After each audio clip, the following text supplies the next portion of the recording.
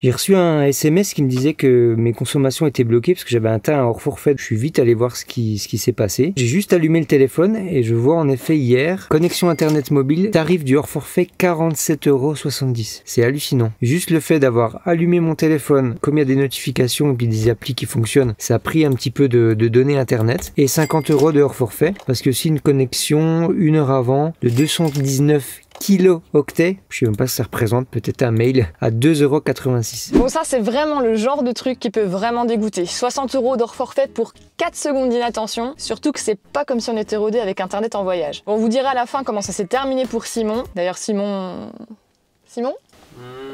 La machine à blague elle est cassée. Simon il boude parce qu'en fait il aime pas trop quand ça se passe comme ça lui ressemble pas. Ça aurait été moi, je me serais fait houspiller, mais c'est Simon. Bon, toujours est-il que cette anecdote assez cocasse finalement, elle nous a donné l'idée de refaire un rappel sur les solutions internet qui existent en voyage, sans se ruiner et en évitant toute déconvenue. Ah oui, cette vidéo est en partenariat avec une nouvelle solution internet qui est des eSIM Dolafly. On a eu l'occasion de tester pendant plusieurs mois en voyage, donc on vous en parle dans cette vidéo, c'est plutôt pratique. Donc si vous êtes à l'affût des nouvelles solutions pour rester connecté en voyage, et ben restez bien jusqu'au bout, on va tout vous expliquer. Et puis, bah abonnez-vous, ça fait longtemps qu'on n'a pas dit. Abonnez-vous.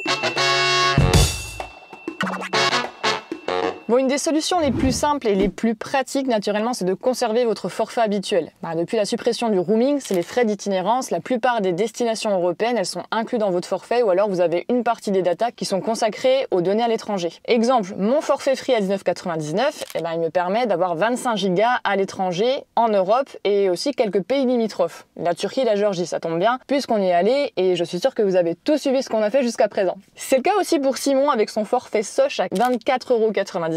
Mais lui, dès qu'il sort de la zone UE, hop, frais, c'est foutu. Et ça se complique quand vous êtes en voyage en camping-car. Pourquoi? Parce que vous êtes en itinérance et vous pouvez passer jusqu'à plusieurs pays, voyager comme si de rien n'était dans chacun d'eux, et tout d'un coup, il y a un pays qui n'est pas inclus dans vos communications et dans vos données mobiles. Donc un conseil, vérifiez bien la liste des pays inclus dans votre forfait, et si vous avez des pays qui ne le sont pas, il faut penser à désactiver l'itinérance des données et ou mettre votre portable en mode avion si jamais vous savez que la destination dans laquelle vous allez, elle n'est pas inclue dans votre forfait. Ça évite des surprises, n'est-ce pas?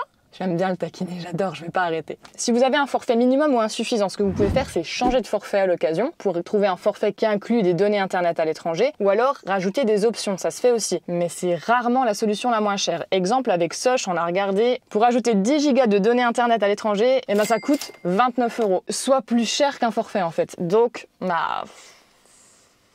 solution pratique parce que vous allez garder un opérateur français, mais par contre, pas vraiment la plus économique. Troisième solution, la plus économique bien sûr, c'est d'utiliser les spots Wi-Fi. En voyage, on continue à utiliser le Wi-Fi pour faire des tâches qui utilisent beaucoup de données internet, c'est-à-dire charger nos vidéos YouTube par exemple sur le serveur ou sauver des fichiers sur un drive, sur un serveur en ligne, télécharger des séries, des vidéos YouTube, etc. Tout ce qui est gourmand en données. Le problème c'est que les Wi-Fi, 1, il faut les trouver, et 2, il faut qu'ils aient un signal assez puissant et un débit assez puissant pour que vous puissiez effectivement l'utiliser. Et franchement, entre nous, les Wi-Fi publics, ceux des campings, ceux des restaurants, etc., c'est rarement un bon signal et rarement un bon débit. Attention, je fais une petite parenthèse, si vous utilisez des Wi-Fi publics, on vous conseille quand même l'utilisation d'un VPN. C'est pas que pour les placements de produits, les VPN, c'est vrai que c'est super important pour protéger vos données quand vous vous connectez à un Wi-Fi public. Alors bien sûr, il existe des antennes Wi-Fi. Nous, on avait testé cette solution par le passé quand on avait fait un tour d'Europe en 2016. C'est une antenne en fait qui est destinée aux bateaux et qui permet d'un signal Wi-Fi de le répercuter vers vous pour avoir un bon signal. On a testé et franchement, on n'en est pas du tout satisfait. Ce qui s'est passé, c'est que à moins d'être loin de l'antenne ou baisser le signal un maximum, ce qui fait qu'on ne captait pas vraiment le Wi-Fi, on se payait des maux de tête pas possible et c'est vraiment un mauvais souvenir. Alors bien sûr, je pense que la technologie a dû évoluer depuis le temps. Sûrement que les solutions sont meilleures, elles sont aussi moins chères. À l'époque, on avait payé 300 €. Aujourd'hui, je vois qu'il y en a à peu près pour 100 € d'une antenne Wi-Fi plus d'un routeur, mais c'est pas une solution qu'on conseille. C'est pas à confondre avec les antennes 4G. Les antennes 4G, ça sert justement à amplifier le réseau 4G pour que vous ayez un signal assez puissant pour utiliser Internet sur votre mobile. Généralement, ça s'utilise avec un routeur qui est un petit boîtier dans lequel vous mettez une carte SIM prépayée qui peut être avec des données internet d'un opérateur français ou une carte prépayée à l'étranger pour avoir internet un peu partout. Et l'avantage, c'est que l'antenne 4G, elle vous donne un bon réseau 4G pour que vous puissiez naviguer correctement sur internet. Ça fait une super transition en fait pour vous parler des cartes SIM prépayées à l'étranger. Quand vous allez dans une destination, vous allez chercher des cartes SIM avec de la data dessus. Alors attention, il faut absolument que votre téléphone soit débloqué, qu'il soit pas affilié à un opérateur précis. Mais ça se débloque facilement. C'est ce qu'on faisait en 2016. Parce que à l'époque, à l'époque, la vieille, parce que Internet, l'itinérance des données en 2016, c'était encore pas facile et le moins cher pour avoir Internet, c'était de prendre des cartes SIM par pays. C'est pénible parce qu'il faut évaluer combien de temps vous allez rester dans le pays, ce qui n'est pas vraiment le but du camping-car où vous laissez un petit peu aller en fonction de votre temps, comment vous vous plaisez dans une destination. 2, il faut estimer les données dont on a besoin pour ne pas payer trop pour des données qu'on n'utilisera pas. Et puis, il faut comparer les offres à chaque fois. C'est toujours la même rengaine. Bref, c'est vraiment pas le plus pratique, mais ça reste le plus économique quand même. Quoique je pense pas que ça soit le plus économique en Norvège de prendre une carte prépayée par exemple. Bref, ça dépend des destinations. Mais en tout cas, vous pouvez avec ces petites cartes SIM prépayées utiliser un routeur. Nous, on en a un. Ah, j'ai mal préparé mon tournage, je n'ai pas notre petit routeur. Je vais le chercher. C'est un petit routeur comme ça, nous c'est la NetGreux on l'appelle, la Netgear. On met une carte SIM dedans et ça crée un signal Wi-Fi en fait auquel vous pouvez connecter vos appareils, ordinateurs, téléphones, etc. pour être en Wi-Fi, comme une box en fait. Mais pour être honnête, on l'a beaucoup utilisé par le passé. Depuis que nos téléphones sont suffisamment performants pour jouer le rôle de routeur justement en partage de connexion, honnêtement on l'a plutôt laissé de côté. Donc voilà, autant que vous soyez au courant, d'autant que ça coûte quand même assez cher, entre 200 et 300 € si je me rappelle bien. Donc c'est quand même un petit investissement, tout dépend de votre utilisation en fait. Donc en résumé, c'est économique, mais c'est pas le plus pratique. Parce que si vous êtes dans le cadre d'un tour d'Europe par exemple, et ben à chaque fois que vous changez de pays, vous allez devoir répéter les mêmes gestes. Et des fois ça s'avère très compliqué. Comme ici en Turquie, donc du coup je vais lancer l'extrait, comme ça vous verrez comment ça peut se passer. Regarde, je lance l'extrait. Bon là je suis allé voir pour acheter de la data turque, donc on est dans un centre commercial, donc on s'est garé sur le parking juste à côté. Alors c'est faisable, ça a l'air moins cher, mais en fait c'est plus compliqué que ce que je pensais. Il faut déjà que j'achète une carte SIM turque qui coûte 400 lire. Il faut que j'aille chercher mon passeport aussi pour pouvoir être enregistré. Et ensuite je vais devoir acheter de la data. On a vu des tarifs qui me semblaient abordables, 25 gigas entre 5 et 10 €. Forcément il faudra recharger à chaque fois que vous utiliserez du forfait. La dernière solution, celle qu'on vient de tester à l'étranger, donc c'est les cartes eSIM. Les cartes eSIM Olafly. Les cartes eSIM, c'est quoi? C'est tout simplement une carte SIM virtuelle que vous entrez dans votre téléphone à l'aide d'un QR code et comme ça vous pouvez avoir des données internet partout à l'étranger. Attention, c'est vraiment que pour internet. C'est pas toujours la solution la plus économique, ça dépend combien de temps vous allez rester dans la destination. Quoique si vous voulez des données limitées, souvent c'est très intéressant. Mais en tout cas, si c'est pas la solution la plus économique, c'est la plus pratique, incontestablement. Par exemple, et là je reprends mes notes parce que je suis chiffrophobe. Il y a des offres pour avoir internet en illimité dans 32 pays européens et ça va coûter 69 € pour 30 jours ou 99 € pour 3 mois. Donc ça fait 33 € par mois, ça j'y arrive. Plus notre code promo, mais ça on y reviendra plus tard. Il n'existe pas de forfait aussi intéressant pour avoir internet en illimité dans toute l'Europe. Enfin, à ma connaissance. Juste, et petit ombre au tableau, il faut que vos téléphones soient compatibles pour la eSIM. Vous avez la liste sur le site internet. Bref, on a testé ce système et le plus intéressant c'est que je vous lance l'extrait où on fait le test complet. Donc c'est parti. Alors ça y est, on vient de recevoir par mail notre QR code pour la eSIM. Donc je vais aller dans mes paramètres de téléphone. Alors nous c'est un Google Pixel 6. Alors sur le nôtre c'est profil SIM. Je clique sur le plus. Donc ce téléphone il peut avoir 2 cartes SIM. Donc je vais en ajouter une nouvelle. Voilà, il va me demander de scanner le QR code. Il a déjà détecté du coup le QR code, télécharger. On va attendre un petit peu. C'est la première fois qu'on essaye, donc c'est en direct. Téléchargement terminé. Pour activer ce profil SIM, accéder aux paramètres. Ça c'est ma première carte SIM, ça c'est celle que je viens de télécharger. Utiliser le profil SIM, activer. Donc ça vous voyez que vous pouvez déjà télécharger vos cartes SIM, mais l'activer qu'une fois que vous êtes dans le pays. Là je l'active puisqu'on est déjà en Turquie et on a besoin du réseau. Suspense, voilà.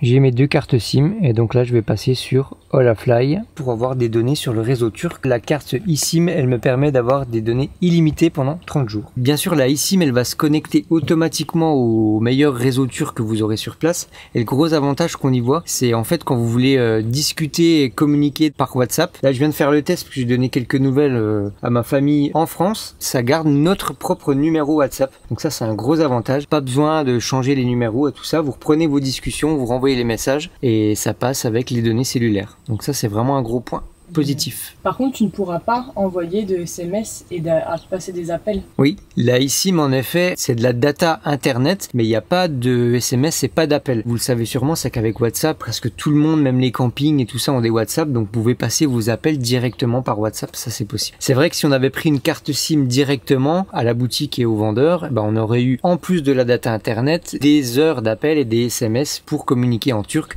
mais en voyage, on le ferait très rarement quand même. Alors encore deux remarques par rapport à Holafly. Vous verrez au niveau des offres qui sont proposées qu'il y a des différences. Nous, c'était le cas, une différence entre la eSIM Turquie et la eSIM Géorgie. En Turquie, on ne pouvait pas faire de partage de connexion, alors qu'en Géorgie, oui. Donc pour rappel, le partage de connexion, c'est avec le téléphone. Vous générez un espèce de spot Wi-Fi et nous, ça nous intéresse bien puisqu'on peut travailler avec nos ordinateurs dessus. Alors la différence, on a demandé à la marque, c'est que les accords avec les réseaux télécoms selon les pays diffèrent. Donc en gros, pour résumer, quand il n'y a pas de partage de connexion, vous aurez des données illimitées avec votre eSIM, c'était le cas de la Turquie. Et quand le partage de connexion n'est pas possible, et là vous avez des paliers de gigas limités. Donc ça, c'est bien regarder en fonction du nombre de jours où vous allez rester dans le pays, en fonction de vos besoins de data. La deuxième chose dont je voulais vous parler, c'est du service client d'Holafly. De manière générale, les eSIM qu'on a testés, ça s'est super bien passé. En Turquie, le réseau est très bon. En Géorgie, c'était un peu plus compliqué. Alors c'est pas spécifiquement la cause des eSIM. Avec nos autres forfaits, la connexion était compliquée, notamment dans les zones reculées. Donc on a eu une fois un problème avec notre carte SIM, donc on a contacté le service client par WhatsApp, donc ça super pratique. Ils ont été super réactifs. J'ai dû faire des manipulations un petit peu à distance pour rentrer dans les paramètres et voir ce qui n'allait pas. Finalement, après plusieurs échanges, il s'avère que c'était pas un problème de paramétrage, c'était simplement la carte SIM qui ne fonctionnait pas. Donc ils nous ont renvoyé une nouvelle carte SIM que j'ai réinstallée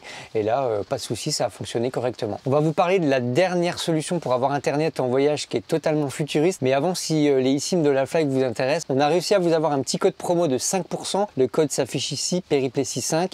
Voilà, c'est pas grand chose, mais c'est toujours cette prix. Si ça vous intéresse, le lien il est dans la description de cette vidéo, juste en bas. Dernière solution qu'on avait failli oublier, et ça par contre, c'est pour les plus riches d'entre vous. C'est la solution de Starlink, les fameux satellites d'Elon Musk. Alors la solution, elle est un peu clivante parce qu'elle repose sur un délire mégalo d'un type qui se prend pour le roi de la planète. Mais toujours est-il qu'il faut l'admettre, la solution elle est plutôt prometteuse. C'est en train de se développer. Nous on a vu d'ailleurs des trains de satellites en Turquie. C'est assez étonnant, il faut l'admettre. Et ça permet d'avoir internet partout, même dans les endroits hyper reculés. Alors quand je dis que c'est pour les plus riches d'entre vous, il faut le budget parce que faut déjà compter 600 € pour avoir le matériel. Et ensuite l'abonnement c'est plus d'une centaine d'euros par mois. On est déjà plus sur une solution de nomades, de gens qui travaillent. D'ailleurs on pourra peut-être le tester nous dans le cadre de nos péripléties. Je sais pas si ça vous intéresse. Simon ça le branche assez.